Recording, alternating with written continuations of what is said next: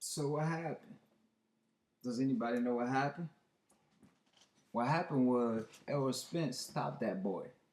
He told him, "Be humble, sit down, be humble, sit down," and he did. Now all Errol Spence did was prove that he's the truth, and the believers saw it, and the one that doubted him proved to them that they were wrong. That's all it is. And Kell Brook, he put up a good fight.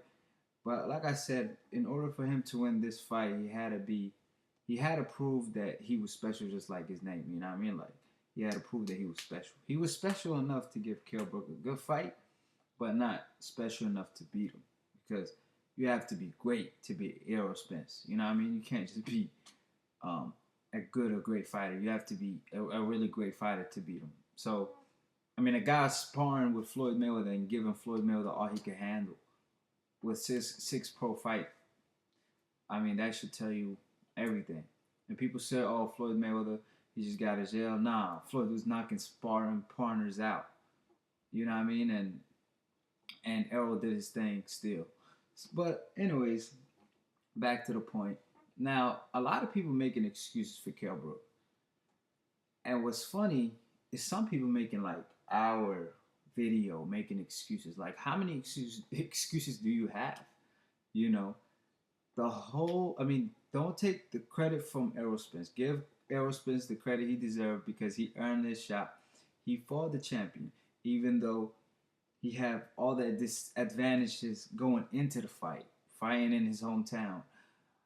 Um, Judges, the freaking referee. As soon as Errol Spence landed a body shot, he was like, "It's too low" in the second round. I was like, "What?" That was clearly a clear shot. You know what I mean? Above the belt. But like I said, everything was in Kell Brook's favor, even the fans, everything.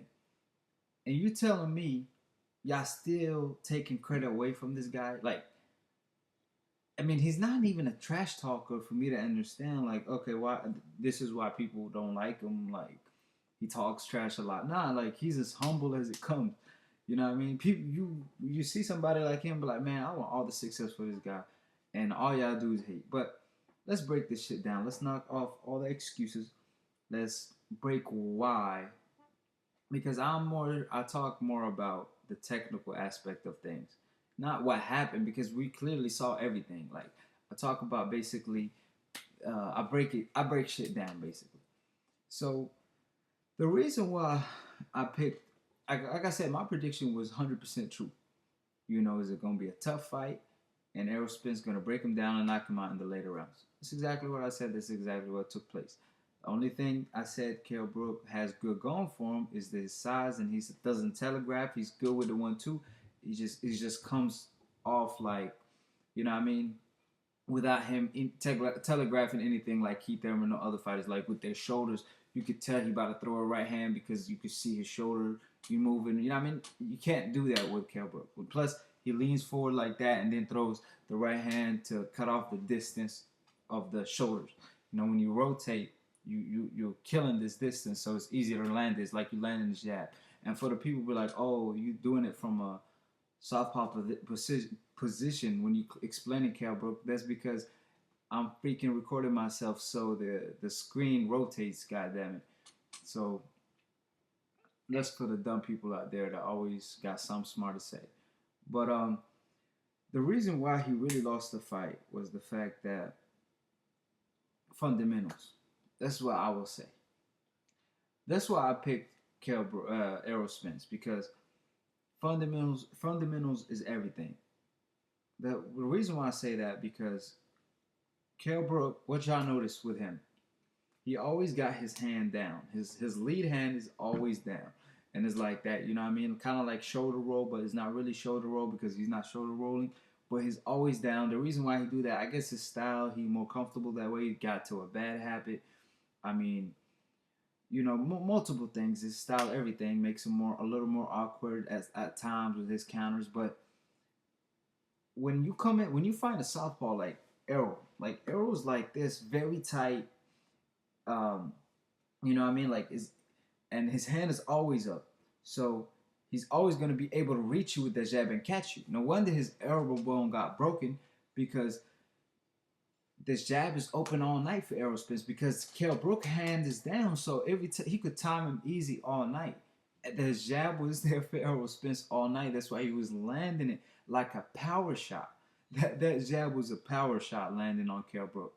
Like, some of Errol Spence's jabs was almost stronger than some of his partially left hand that he landed, because of how clearly they were landing and how open Kell Brook was for them.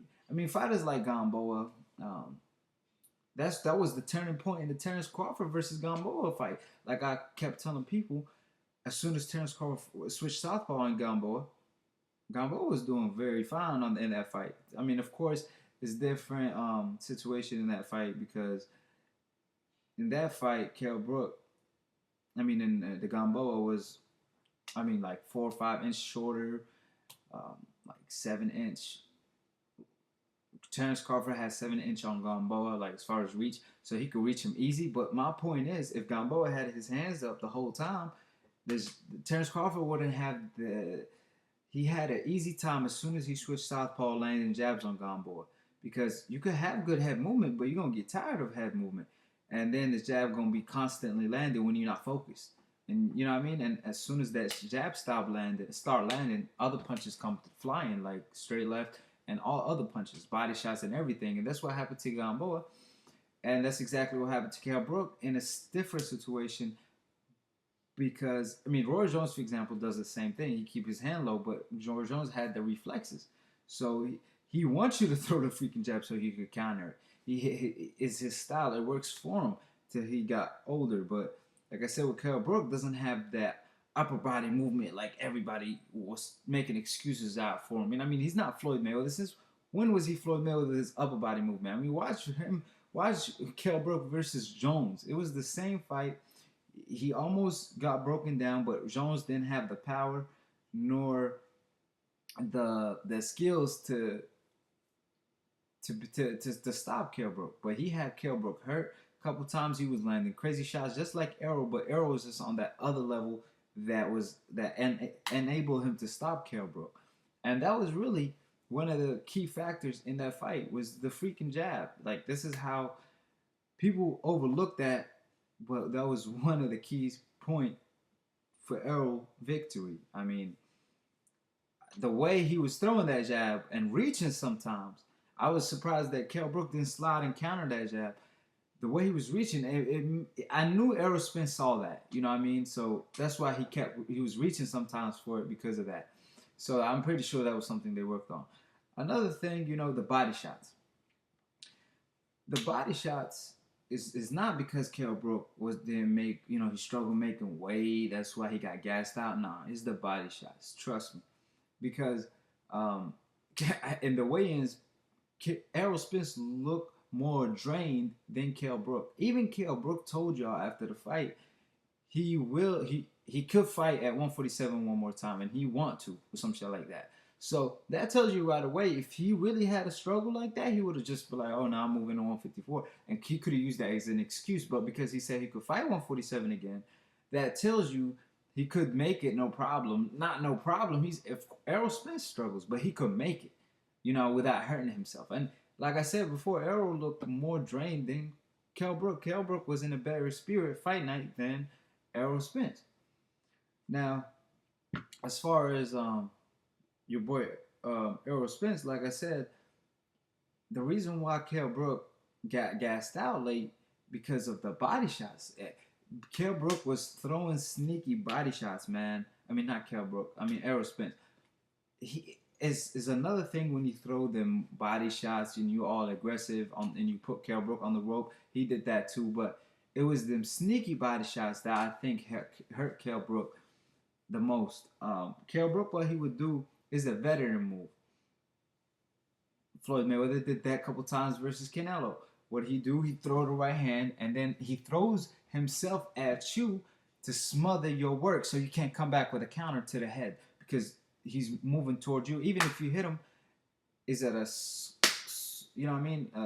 a close range that you smothering your own work, and that's what we talk about, smothering. But what Errol will do that caught my eye a couple. I had to watch it twice. I mean, I caught it the first time I saw it, but I had to watch it again because it was that good of a fight. Errol, what he would do, he was like I said, Kell Brook throws a right hand. What's the best way to counter a right hand? A right hook, but that's kind of dangerous unless you're in the right range, right? But because he's smothering you, it's hard to land a right hook because it will just go over his head because his head be right here and you're trying to land your own right hook, right? But or the easiest way is to throw the right hook and pivot. So like why you like Kell Brook, let's say he threw his right hand, I pivot and I throw my own right hook, right? Which Terrence Crawford used that as a counter sometimes, but that's not the safest one sometimes, especially if he surprises you. But what Errol will do, he keep his balance and he will sneak in like a hard left uppercut to the body. I call it a Rigondeaux punch because Rigondeaux is the one who does it the best. The best way to counter right hand is a straight left if you slip it and counter it from a southpaw position. But if the guy's throwing himself at you and smothering you, it's hard to land a counter to the head. So because it's hard to time.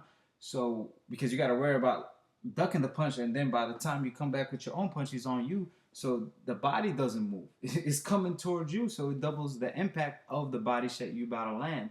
That's what Errol did all night. He was throwing sneaky up, left uppercuts to Kell Brook body, and because his right hand right here, the body exposed. You know what I mean? And that's how Keith Thurman got hurt with a body shot like that by Collazo, but it was in a different situation. But I'm trying to just tell you where the punch will land. I'm not telling you that's how Errol's landing his punches. Errol's landing his when Kell Brook was trying to smother him after he leads with the right hand, and Errol Spence will land like an uppercut every time to the body, and that broke him down. That was another thing that I found that was very kind of very smart by Errol. Another thing, people's like, oh, he was so tired he couldn't even hold him. Let me knock that excuse out of the window. It wasn't the fact that he was so tired, is because what Errol will do. You're gonna learn something today. You're gonna learn something today, like Jay-Z said.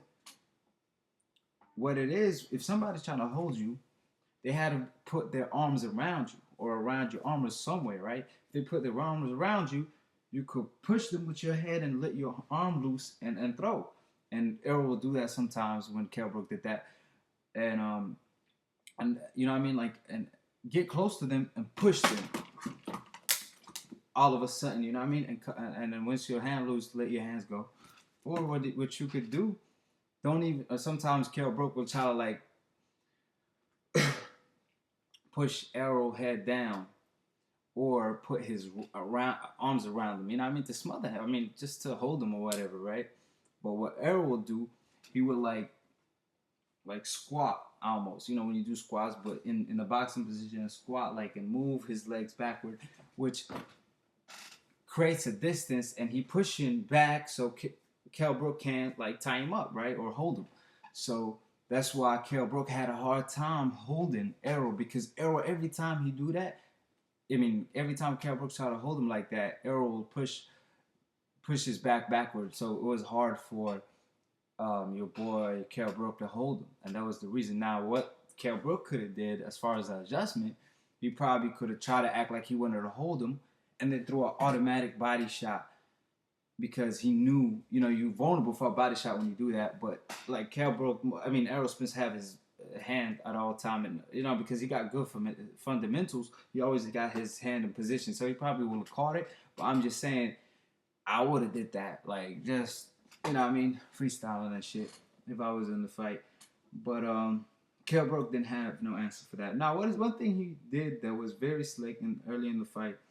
He will held his head down, and because he don't want to get warned for holding so much, because I'm pretty sure they warned him before the fight because he's known for holding a lot, he will push Errol off of him, and while he's moving away, he pushes Errol hard as fuck to get Errol off balance, so Errol can't land a counter. Even if he throws, you pushing him. So imagine you throwing a punch and somebody pushing you. What the fuck gonna happen? You ain't gonna land shit. You're gonna miss. and you're gonna be off balance. And Kell Brook was doing that. I know y'all caught it a couple of times. He did that a lot actually, and it worked. But I like the fact that Errol stick to his game, and he kept, doing his, he just stick to his game plan. And some people say, oh, he should have been a little more aggressive. You know what I mean? To get Kell uncomfortable early, but Kell, you got to keep in mind, he followed the perfect game plan. I mean, Errol did because he's strong at the end of the fight. So let him walk forward a little bit. You know what I mean? Box him, show him you could box, counter him a couple times, break him down, get his timing right, then walk him down. And sometimes people say, oh, like excuses again, oh, Kell Brook wasn't throwing combinations. Obviously, because counters are coming. The more you throw, the more you get countered. Look at the first round, how many punches they missed trying to counter each other. That's why they won't throw in more than one punch. Because if you throw 3 punches, obviously you're going to get a punch back and you might get countered. And that's why Kell Brook wasn't throwing combinations. Even when he was in the right position, Kell Brook, Errol was always have his hands up blocking and shit. He's not just blocking like a Golovkin with no head movement. He's trying to catch punches, catch and shoot, not just catch. He catches and shoot, and sometimes he try to evade punches, or slip and slide punches. So it's not as easy as it looks, And I'm telling you, Errol at all time he catches punches and looks to counter off of it. That's why Kell Brook wasn't throwing combinations due to that reason. Every time. If I said one time Kell Brook tried to go to the body and Errol went to the head, counter him. And that's what you're supposed to do. But like I said, for the people that was like, oh, Kell Brook wasn't throwing combinations, that's because of what Errol was doing. He's nullifying what Kell Brook could do. Like I said, if he was fighting Triple G tonight, he probably would have fucking threw like 15 punches combination because he was that much lighter. But like I said before, when punches coming back at you, because Golovkin, he give you an opportunity. Golovkin, what he do? He's like, okay, it's your time to punch, and then, okay, it's my time to punch. You know what I mean? He don't counter you in between, but Errol does. And another thing, like I said, he catches and shoots, so it's not as easy. You're not going to be just throwing just to throw. You're going to throw to land, because every time you miss, you pay. Most of the times in boxing. You know what I mean? And Errol did get hit a couple times. It wasn't a flawless performance. He was kind of sloppy at times. Maybe it was a little layoff, but he got hit by a couple right hands, which was expected because the way Errol fights, he's always vulnerable for the right hand, and he doesn't move his head and duck or do whatever, he don't have enough upper body movement. So, of course, he's going to get hit, you know what I mean? But he has good defense because the way he catches and shoot is very sharp. Errol is like the definition of a perfect boxer that people teach in the gym. He's like that perfect student that doesn't have bad habits of dropping his hand after throwing a jab. He catches, like, I think in the second round or so, he threw like 5 jabs and landed freaking 5 jabs after Kell Brook landed a right hand or something. Errol was just like, boom, threw a right hand, landed a jab, then landed another jab, then landed another jab. And Kell Brook, every time he was trying to counter Errol's jab, but the problem was every time Errol landed the jab, he would like come back and block Kell Brook's jab. Now, Kell Brook is based in the off reflexes. Kell Brook is trying to pull back and counter, or duck or counter, whatever he's trying to do. Whatever I can't remember, but mostly what he does is pull back and counters. But that's where the reaching come into play from Errol, because if he reaches, he could catch him. You know what I mean? And that's what Errol was doing. That's why Errol was reaching at times due to that, because Kell Brook was just pull his head back, and that's what you do. So like I said, that's another thing when it comes to the lead hand. If you have it down, Errol was controlling Kell Brook the whole fight with his lead hand because of the fact his hand will be on top of Kell Brook. Now, if you're trying to throw your own jab and my hand is on top of yours, I could just deflect it and land my own jab, right? So that's what, Rigondeaux does that all the time. He controls you with his lead hand because his lead hand is always on top of yours. He makes sure that happens, and that's what Errol was doing to Kell Brook. I don't know if Kell Brook realized it, Kell Brook does it to people when he fights southpaws. He's a southpaw slayer, but I guess shit, so Errol is just too good, you know. But another point I wanted to make was yeah, like people said, like I said about his chin, you know, Errol. Just one thing Errol proved tonight that he had a chin. Because in boxing, if you swim, you're gonna get wet. In boxing, if you box, you're gonna get hit. I don't care if Floyd Mayweather was in the ring with Kell Brook, he would have got hit because Kell Brook doesn't telegraph shit. And is the fact that you have to be able to take a punch in boxing, and that's an A plus if you could, you know, take a punch with a skill that Errol have. You know what I mean? Because of course, there's more talented fighters than Errol. But one thing about Errol that a lot of fighters don't have, I would say, he probably the other Andre Ward maybe. I'm not talking about gifted, but fundamentally sound. Like does everything by the book, like correctly, is Errol. Like you can't find me. Even Andre Ward does some shit sometimes that's off the book. But I'm talking about as far as textbook boxing and well taught is what Errol Spence does. Everything is perfect. Never drop his hand.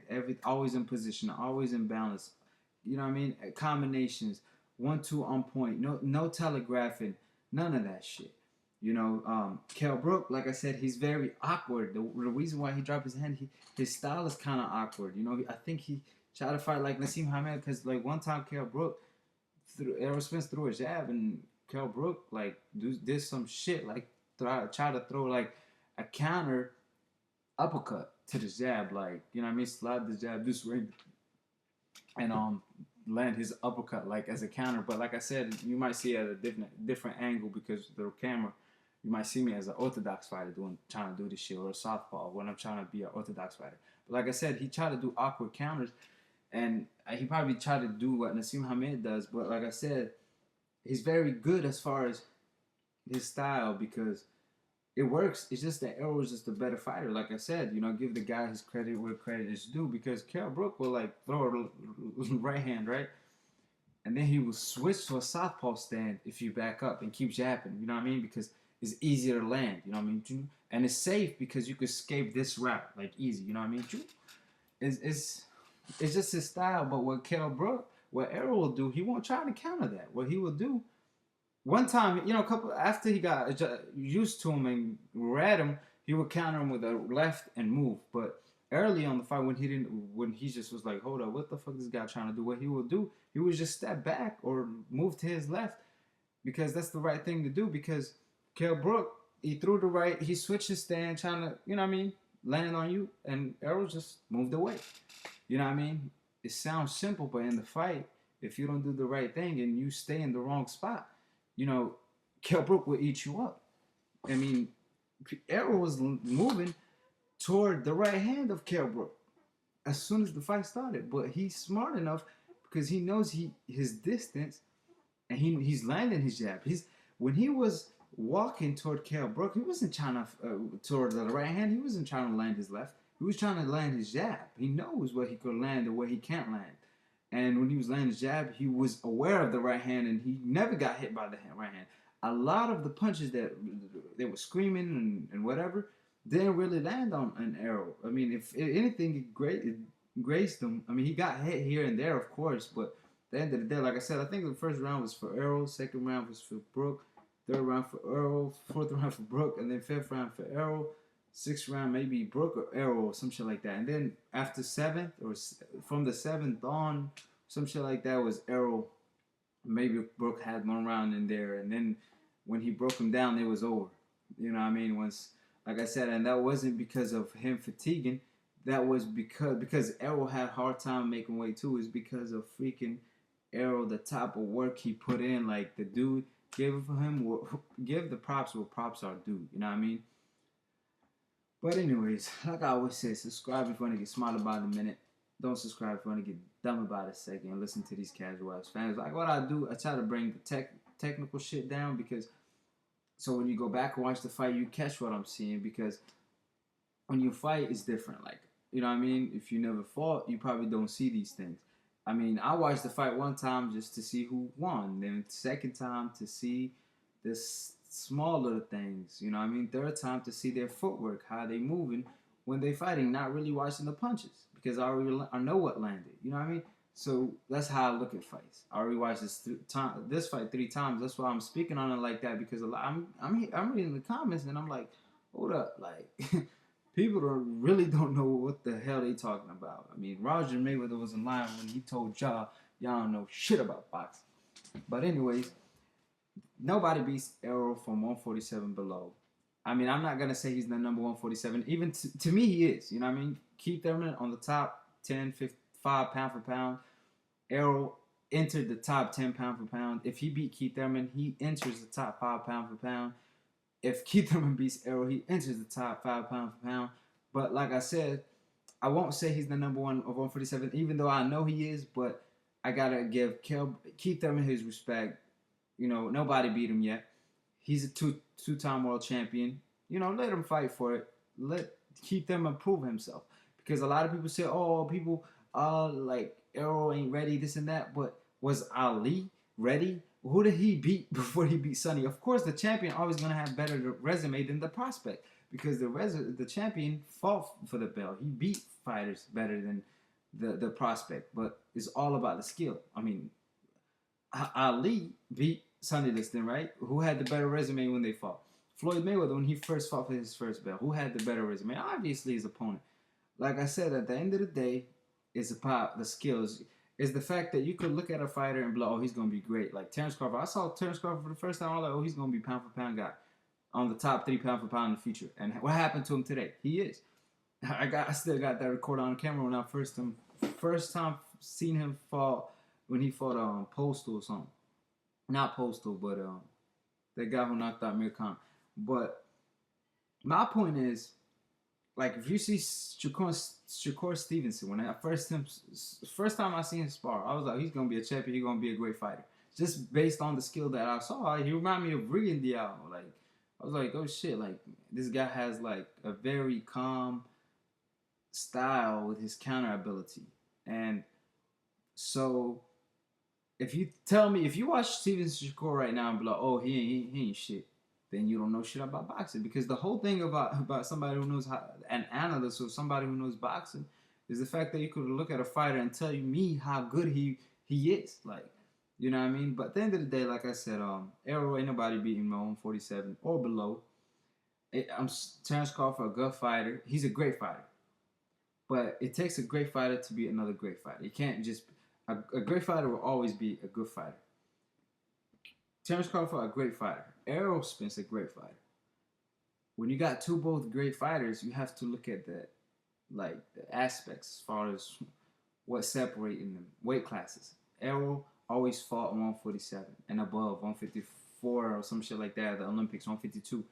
Terrence Crawford he fought at the Olympics at 132 or some shit like that.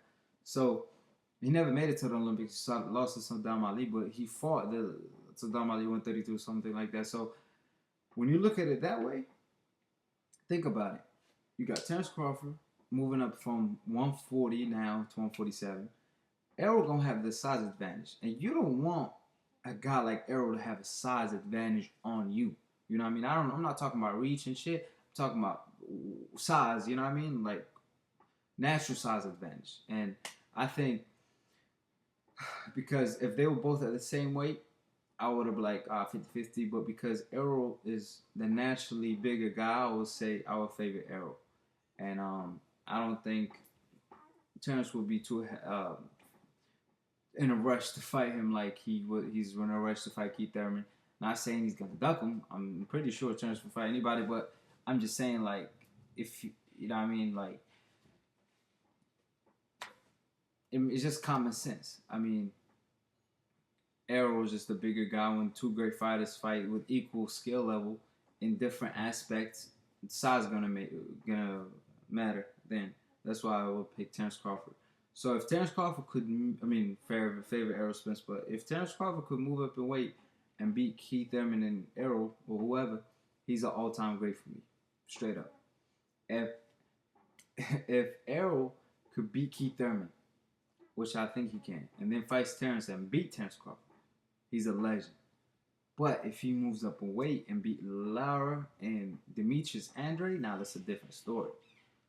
I don't know about that. You know what I mean? I think the only people that could beat him at 154 is Lara and Demetrius Andre. And I'm not saying they beat him 100%, but I'm just saying I would think they'd be able to because they're bigger as far as size.